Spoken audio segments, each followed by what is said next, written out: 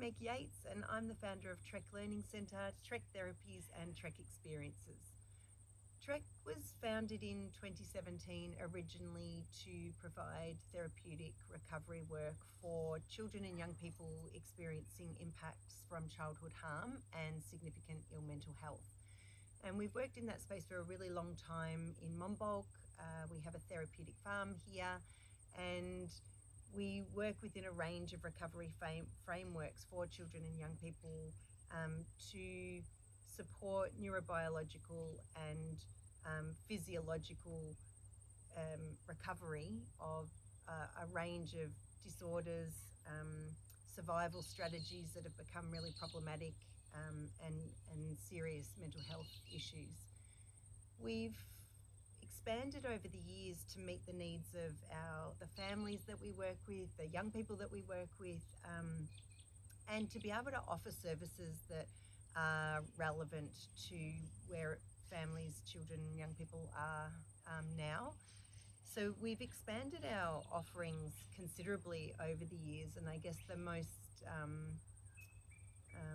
significant and sort of powerful offerings that we have across the year are our Trek Rites of Passage camps. So our Blossom and Bloom for girls and adolescent girls, and Spark and Ignite for our young boys and adolescent boys. So those camps run across the year at different times. Blossom is a beautiful weekend camp for mothers and daughters, for girls who are either coming up to or have just started bleeding, so a pre-menarche camp.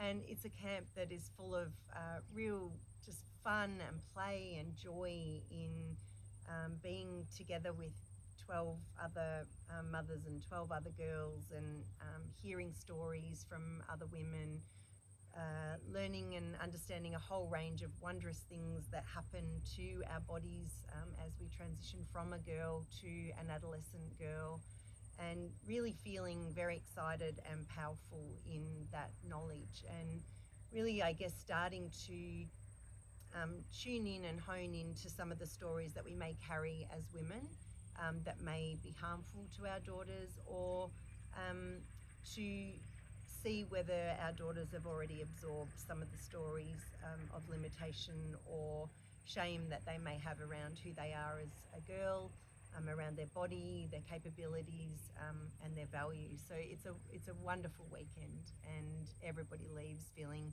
really set for the next stage, feeling full of wonder and pride and power, ready for the preparation of the adolescent years. Bloom is a significant Rites of Passage camp. It's 4 days, mothers and daughters together, and mothers and daughters can arrive in all sorts of ways, so they can be very connected, still very much in the young child, all the way through to experiencing significant hostility within the relationship and everything in between. And it's a moment where we have sort of really stopped bringing our girls through with real wisdom, and I guess with a plan. And that's really what a Rites of Passage offers. Again, our boys, we have Spark, the same as Blossom is for our young boys 8 to 12. It's really around reconnecting and preparing the relationship with the fathers, if they've not stepped into that space yet, of being really connected with their son. The dads may well have that relationship going, really beautifully, but it's a framework to set a foundation in preparation for the adolescent years. And then again, Ignite is, as with our Bloom, a 4-day, very significant Rites of Passage camp, taking adolescent boys through an actual rite of passage from childhood into healthy young adulthood. So really traversing this space between boy and young man. There's other resources that you can access from the men's team to sort of hear more about the boys' camps, but all of those camps are in response to a real lack societally around the offerings that we have for young people to vision themselves forward, to be led forward with expectation and genuine development. And part of that knowledge and part of what we prepare families with is a great understanding of the adolescent brain and the milestone that adolescents are in. And often we've spent a lot of time in the milestones of toddlers and even in utero with our beautiful developing babies. And this is arguably the biggest milestone, and there's real things that have to happen for the brain to develop into a healthy adult brain, and we're not doing those things collectively.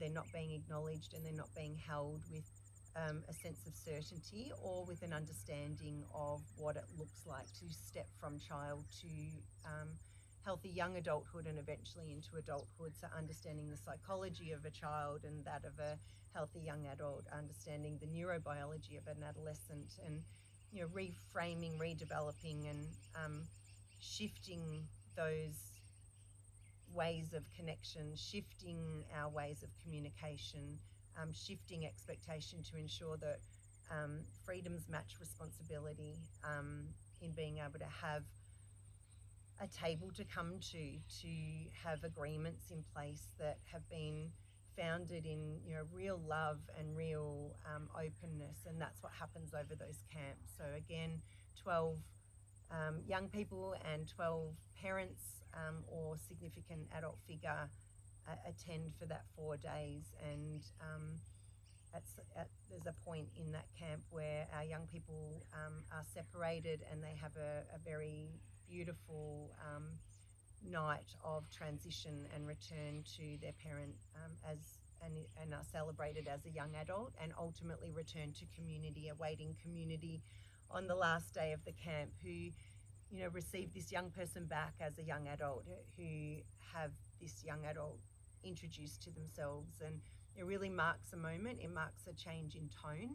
And what you've built together over this 4 days, which honestly does feel like 20, and can feel like 1 hour as well, but so much is covered and unpacked and healed. And the renegotiation of those difficult times, those difficult conversations, those things that maybe the language of childhood no longer, and nor should it, fits, but you haven't had the opportunity to equip the family with the change of what's coming or what has come. And so a teenager is often then neurobiologically designed to leave, and so we see them sitting on other sides of the door, that real block, that shut out, and they're looking for that belonging and connection in their peers. And that is how we're primed, it's how the species survives. But it has always been held with eldership, it has always been held with a playbook of what this looks like, and we are not offering that, and we're certainly not offering it in a place where we can know ourselves in a context to our surroundings, to nature, to the animals that we share our lives with. And you certainly get that beautiful offering on those camps.